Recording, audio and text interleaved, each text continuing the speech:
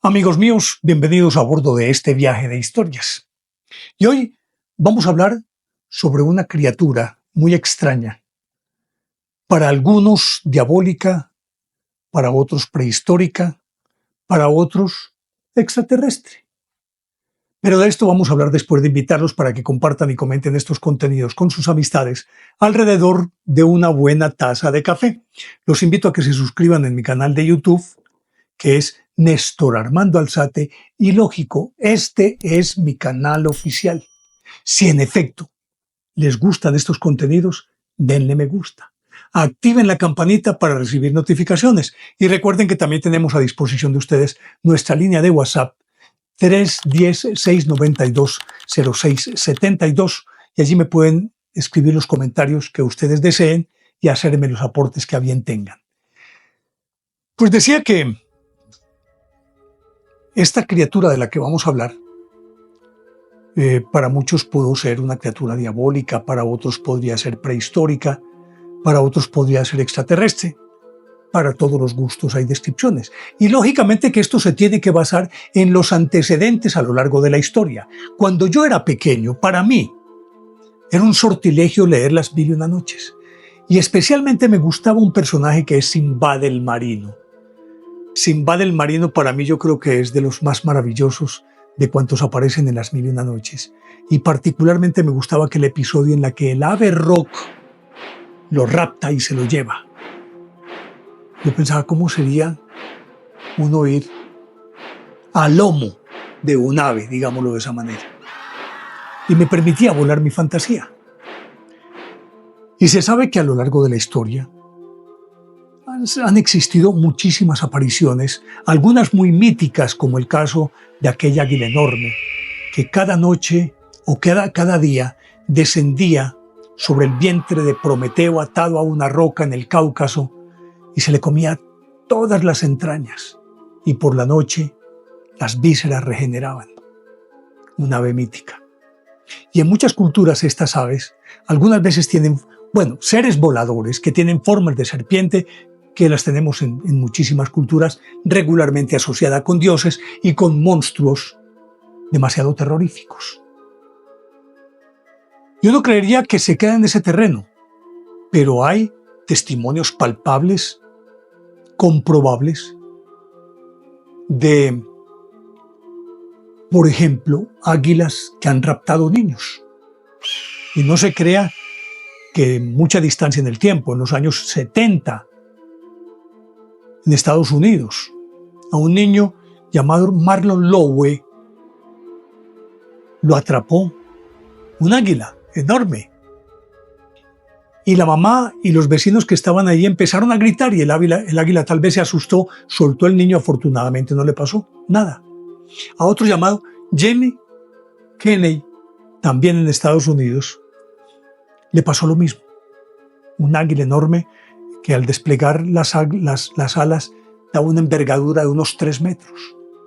Y eso que se sepa, las únicas aves en este momento que existen, que tengan tal tamaño, son el cóndor de los Andes y el albatros del sur, cuyas alas desplegadas pueden tener 3 metros de envergadura. Pues aquella águila tomó el niño, se lo llevó y nunca más volvió a aparecer.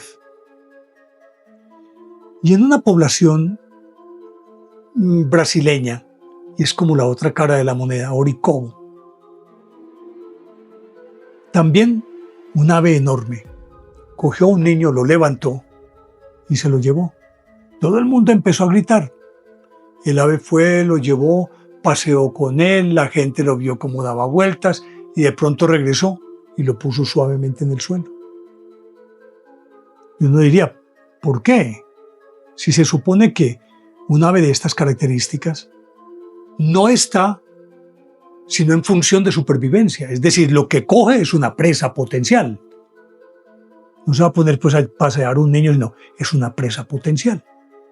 Y hay un caso terrible, antes de entrar de lleno en el que nos ocupa, de un tipo llamado Arturo Cordina, y esto fue en 1991. Yo no tengo los suficientes elementos para decir que en efecto ocurrió o no, porque si bien es cierto, es un comentario de los lugareños, habría tenido que trascender. Cordina, Arturo Cordina, cuenta que en el puerto de Santa Cruz, en Argentina, él iba con unos compañeros y apareció un ave descomunal, cuyas características eran alargadas tipo reptiloide, con un hocico alargado, lleno de dientes blancos y acerados, con una pequeña cresta en la parte posterior, y que atacó a todo el grupo. Y dice Cordina, Arturo Cordina, que mató a 20 de sus compañeros.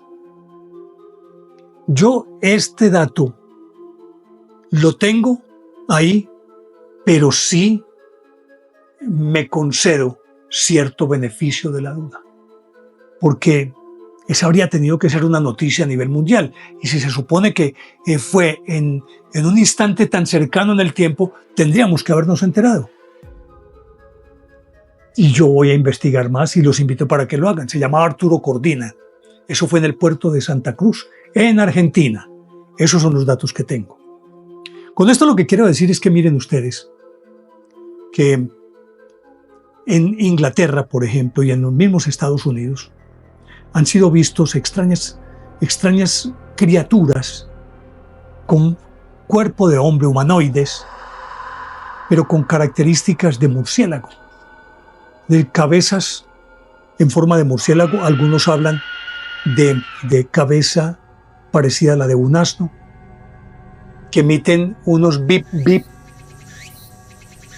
y que hay casos en que han sido vistos colgando de un árbol, cabeza abajo, tal cual como duermen los murciélagos. Pero no existe una evidencia fotográfica que así lo atestigue. Y por lo tanto, esta no es una noticia nueva. Y si ha ocurrido en tantas partes y a tantas personas es porque algún sustrato de realidad tiene que tener. Como cuando les conté la historia aquel del saltarín de la época de la reina Victoria. Acuérdense, era un tipo que saltaba por sobre las casas y demás. Y que algunas personas llegaron a decir que eso no fue cierto, y están las evidencias de que eso fue así. Pues resulta que todo esto que les he contado es para llegar a una historia debidamente documentada, más que documentada, y que tiene que ver con una figura muy extraña, una criatura supremamente extraña, que empezó a aparecerse junto a un pueblito llamado Point Pleasant, en Estados Unidos, en Virginia Occidental. El 14 de noviembre de 1966, un señor llamado Newell Partridge estaba solo en su casa viendo televisión. A su lado estaba su perro, y de pronto sintieron como algo extraño, un sonido extraño. El perro empezó a ladrar y luego comenzó a aullar, asomado por la ventana. Y como era una zona rural, en todas las granjas al frente siempre hay una especie de granero que sirve de granero, depósito, sitio para guardar herramientas, en fin, un cuarto útil, pues. Y allá junto a la puerta estaba parado una criatura muy extraña que obviamente por la oscuridad no podía definir las formas, pero evidentemente era humanoide. Él sacó la linterna, enfocó por la ventana y vio la masa que estaba ya parada, y lo único que logró distinguir eran dos enormes ojos rojos, distantes el uno del otro. Más o menos esta podría ser la distancia. Inmediatamente él salió con su perro, caminando hacia allá. Cuando iba llegando, aquella criatura se asustó y se fugó de ahí, huyó. El perrito se fue detrás de esa criatura. Presa de pánico, dio la vuelta, inclusive se le cayó la linterna, salió corriendo, se encerró en su casa, le puso todos los seguros del caso y se tapó la cabeza y adiós. Hasta el otro día no dio señales de vida. Cuando se levantó, lógicamente ya más calmado, se fue a ver y encontró que sobre el terreno había unas huellas de garras, como de 3 uñas, y lo que uno podría suponer que es la garra de un águila, por ejemplo. Y había varias huellas que se perdían hacia el bosque. Pero el perrito jamás volvió a aparecer. Él se fue y le contó esto al jefe de policía del pueblo, de Point-Pleasant, ese día. Y lógicamente que lo que él contó inmediatamente se convirtió en rumor, como suele suceder y mucho más en pueblos pequeños. Point-Pleasant es un pueblo, o era un pueblo en aquella época, de 5.000 habitantes. Era una, digámoslo, casi que una aldea. Lo cierto es que ese mismo día, ya por la nochecita, 2 parejas, matrimonios amigos, los unos de apellido Scarberry y la otra pareja, los Mallet, iban en el carro de Scarberry, iban hacia las casas, o venían, o iban hacia algún espectáculo, en fin, iban por la carretera. Y de pronto alcanzaron a ver una figura delante del carro. Una figura que de pronto se inclinó un poco y vieron aparecer unas alas que copaban todo el ancho de la carretera. Luego esa misma figura se levantó y huyó. Y estos, en medio de ese pánico, aceleró Scarberry a fondo. La criatura quedó atrás. Aceleró a fondo y, como era más o menos en línea recta, pudo hacerlo. Y afirma él que llegó a 160 kilómetros la velocidad. E iban con ese pánico cuando de pronto a alguno de los 4 le dio por asomarse y vio que encima del carro venía la criatura volando a la misma velocidad del carro. Ellos aquí y la criatura aquí encima volando a la misma velocidad. Lo extraño de todo esto es que iba con las alas extendidas, pero no batía las alas, sino como si estuviera planeando, a la misma velocidad. Cuando entraron al pueblo, la criatura desapareció. Como era apenas lógico, se fueron inmediatamente para donde el mismo jefe de policía le contaron lo que había ocurrido, casi que ratificando lo que había visto Partridge la noche anterior. Y coincidían en afirmar que lo más notable eran los 2 ojos enormes, pero al preguntárseles cómo era la cabeza, no podían decirlo. No, es que no tiene cabeza.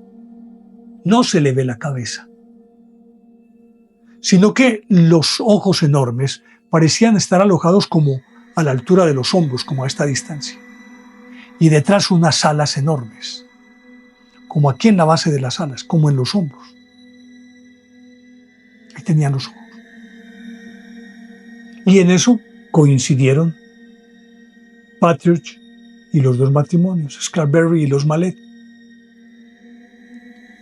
Lógico que esto se regó como pólvora por todo el pueblo, pero con toda la justificación del caso, porque empezó a aparecer esta criatura a la que dieron en llamar a partir de ese momento como Mothman, el hombre polilla. Pues el hombre polilla empezó a aparecer por todas partes, y como en el caso de este par de matrimonios, en un sitio muy especial que era como en los suburbios o a la entrada del pueblo, un sitio al que llamaban TNT, y TNT porque era un almacén que durante la Segunda Guerra Mundial había servido para guardar arsenal, municiones y dinamita. Se quedó TNT. Pues en adelante, regularmente las apariciones se daban justamente alrededor de este almacén de TNT en la entrada de Point Pleasant. Lo cierto es que ya se volvió un espectáculo cotidiano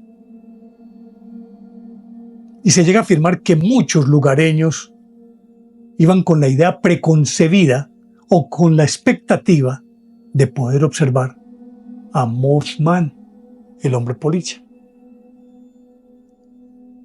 Pues se habla que esto fue entre noviembre de 1966 y el año siguiente, todo el año. Y resulta que, de acuerdo con eso, durante ese lapso hubo más de 100 testigos y un mayor número de avistamientos, pero los que pudo decir, hablamos de 100 testigos, porque como esto se convirtió en noticia nacional, empezaron a llegar periodistas y reporteros a ver de qué se trataban, montaban guardia y cuando montaban guardia no aparecía, lo que suele suceder en estos casos. No se veía Mothman por ningún lado, pero no era sino que se fueran y aparecía Mothman a cualquier persona que pasaba por allí. Entre todos los que llegaron, había un investigador muy reconocido, muy bien reputado en Estados Unidos, y que inclusive era también un estudioso del fenómeno ovni. Y llegó allí John Keel. Y simplemente se pasó a vivir a Mont Pleasant y empezó a investigar y a conversar con testigos y más testigos y más testigos y más testigos. Y todos contaban más o menos lo mismo, cómo era la figura, un 80, 2 metros. No se le distinguía la cabeza, sino que siempre como característica primordial, los ojos enormes, rojos, casi que a la altura de los hombros. Algunos inclusive llegaron a afirmar que más que ojos, parecían los faros de un automóvil. Así de grande era, rojo, intenso. Pues John Keel, allegando datos, le causaba curiosidad. ¿Por qué siempre aparecía era cerca a TNT, al depósito aquel de armas y municiones, en una de las entradas de Point Pleasant? Pero nunca esta figura atacó a nadie, sino que, digamos, lo que era casi que como exhibicionista, es decir, se mostraba, pero al mismo tiempo era tímida y emprendía la huida. Algunas veces iba volando, otras veces caminando, pero con esa característica tan especial. No era agresivo, que se supondría debía ser así. Pues bien, este John Keel logró recabar tanta información que escribió un libro que más adelante fue la base de la película que protagonizó Richard Gere en 2002 y que se llamó Mothman. Mothman en la última profecía. Mothman, la última profecía. Y además, todo esto lógicamente que hizo muy famoso a este pueblo, que como suele suceder, los estadounidenses no pierden ninguna oportunidad. Y cuando sucede algo que destaque un pueblito perdido y que lo convierte en protagonista nacional, montan toda una fiesta alrededor de eso que los ha hecho famosos. En Roswell tienen museo con alienígenas y hacen el festival de los muertos de Roswell y todas esas cosas. Pues estos convirtieron a Point Pleasant en un pueblo, en un atractivo turístico a ese pueblo. Y celebran la fiesta del hombre polilla. Y lógicamente que esto fue antes de la película, con base en toda esta información recabada por John Keel, pero con mayor razón después de la película protagonizada por Richard Gere en 2002. Sin embargo, en su momento, la gente, aunque ya formaba parte del folclore, digámoslo así, del pueblo, tenía su cierta prevención. Y como decía ahorita, cuando llegaban reporteros, no aparecía Mothman. Y cuando iban en peregrinación los vecinos, sobre todo al principio, a la que dieron en llamar la Casa del Pájaro. A TNT, pues el depósito empezaron a llamarlo la Casa del Pájaro. Y lógicamente entraron, esculcaron la Casa del Pájaro, lo miraron por arriba, por abajo, si tenía sótanos, si tenía subterráneos o no tenía subterráneos, y no pudieron encontrar nada, absolutamente nada, que pudieran asociar con el hombre polilla, con Mothman. Y eso los dejaba más sorprendidos. Pero iban con armas, iban armados. Es que para atacar al hombre polilla. Y él no se les dejaba ver. Y aquí aparece una parte que a mí, en lo personal, me parece muy sugestiva y al mismo tiempo muy extraña. Dicen que había épocas en las apariciones del hombre polilla en las que el entorno de la Casa del Pájaro, pues, o del depósito TNT, cuando aparecía, el entorno se volvía tenía como una atmósfera irreal. Era como si hubiese un silencio, como si los árboles y el bosque como que se quedaran quietos, algo así como si estuvieran como ante un cuadro, como algo irreal, que no se movía, no había viento, no se sentían animales. No siempre. Pero había épocas en que esta aparición, digámoslo, irradiaba una energía extraña que copaba todo el entorno. Parecía como si el tiempo se hubiera detenido. Y además de eso, a pesar de la cierta familiaridad que ya existía con Mothman, el hombre polilla, de todas maneras había gente aprehensiva, lógico, que lo veía desde otra perspectiva.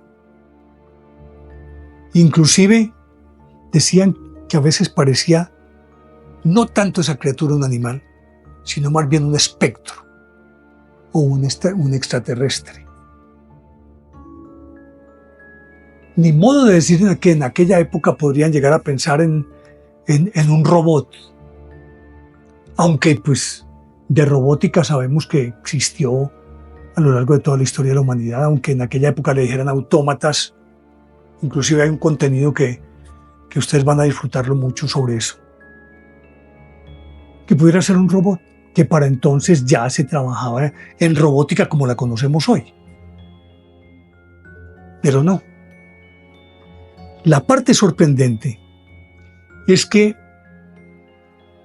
ya esto ocurrió desde noviembre del 66, pero ya entrado el 67, avanzado el año,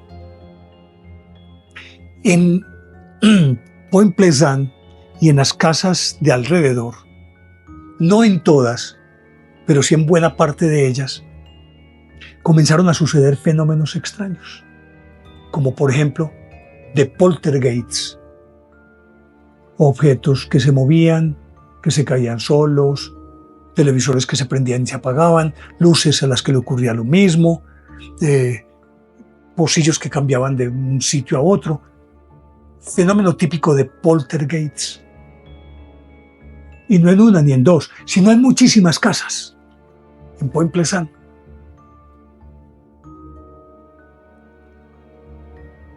Y en consonancia con eso, comenzaron a aparecer hombres vestidos de negro.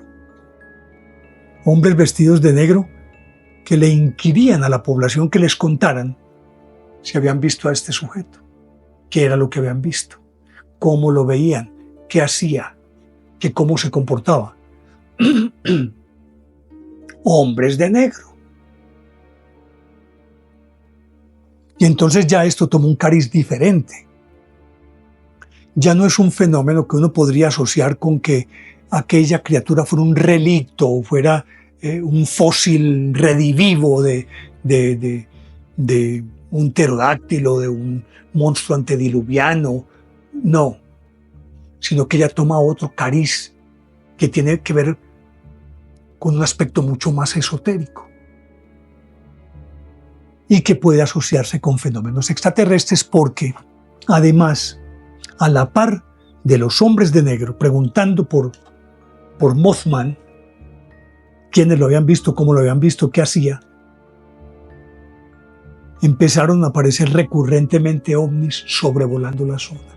Luces que sobrevolaban todo Point Pleasant y que pasaban por TNT, por el depósito, algunas veces quedaban suspendidos en el aire justamente en esa zona.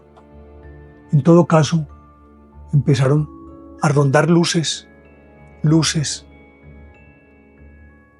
y en ocasiones a verse físicamente ovnis. Cuando ya había transcurrido más de la mitad del año 67, John Keel, que seguía viviendo ahí, estudiando el fenómeno,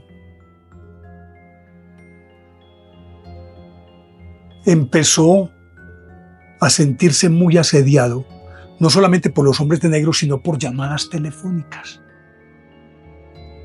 Recibía llamadas telefónicas muy extrañas. Algunas veces le colgaban, en otras le decían cosas incoherentes,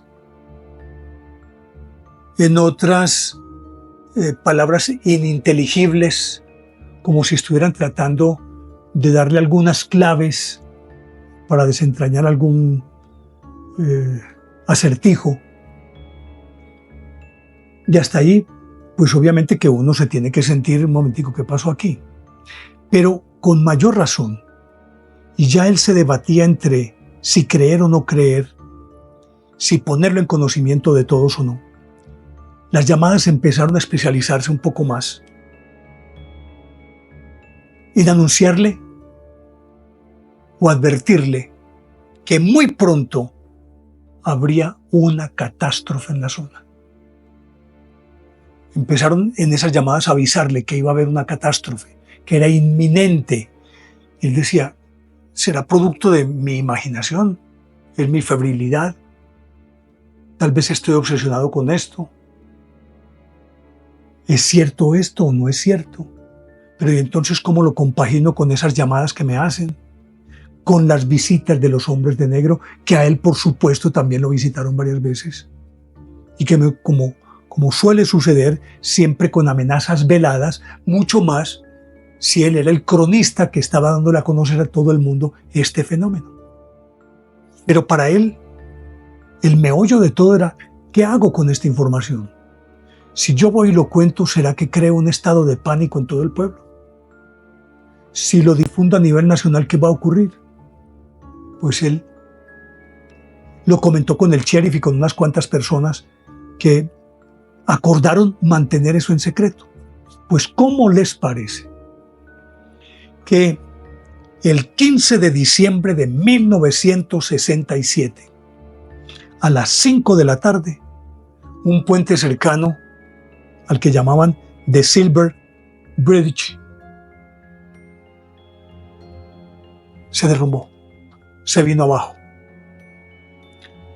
En una hora que supuestamente, digámoslo en términos de hoy, sería una hora pico o de mayor tráfico, 5 de la tarde, entonces la gente estaba regresando al pueblo. Hubo 46 muertos. 46 personas murieron por este desastre. Desastre que le venían profetizando aquel o anunciándole a aquel desde hacía ya algún tiempo. Hubo 46 muertos con el derrumbe de Silver Bridge, el puente cercano a Point Pleasant. Fue una tragedia, obvio. Congregó pues a toda la nación. Y lo extraño de todo esto, a más de que ya de por sí esto es increíble, es que el hombre polilla jamás volvió a aparecer. Esa fue su despedida. No porque él hubiera provocado un accidente de estos, pero hasta qué punto también se preguntan ellos y se preguntaría uno si lo que el hombre polilla, su presencia ahí, tendría que ver con la prevención de este desastre o qué, no sé. Particularmente en la última parte en el último tramo del año 1967. Pero ¿por qué no hubo otros indicios u otras señales? No, las llamadas a Kiel indicándole que era inminente la tragedia. Pues esta es la historia del hombre polilla, Mothman, que ha hecho tan célebre a ese pueblo que tienen un festival del hombre polilla anualmente y que tiene su propia película protagonizada por nadie más ni nadie menos que Richard Gere. Pero miren cómo termina esta historia. ¿Cómo puede uno explicar eso? Esa es la inquietud que queda. ¿Cómo puede uno explicar ese desenlace de todo esto? Búsquele la respuesta por donde quiera. Y no la hay. Y máxime, si la tragedia no fue una tragedia provocada por el hombre. Bueno, en una obra hecha por el hombre. Pero no porque alguien hubiera dinamitado el puente, sino que el puente se venció, se cayó, punto. Podría ser muy viejo todo lo que se quiera, pero fue algo en el que no intervino la mano del hombre. Por lo tanto, no se puede hablar de algo natural, pero sí de un desastre en el que no hubo evidentemente una intención de dañar ni a quien señalar como culpable de eso porque no existió. Simplemente el puente se cayó.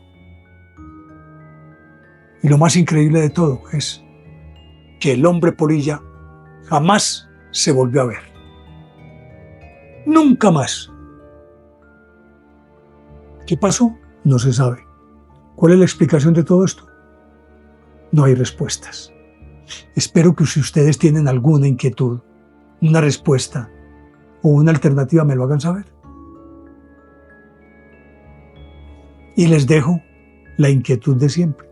¿A ustedes les parece lógica o ilógica esta historia?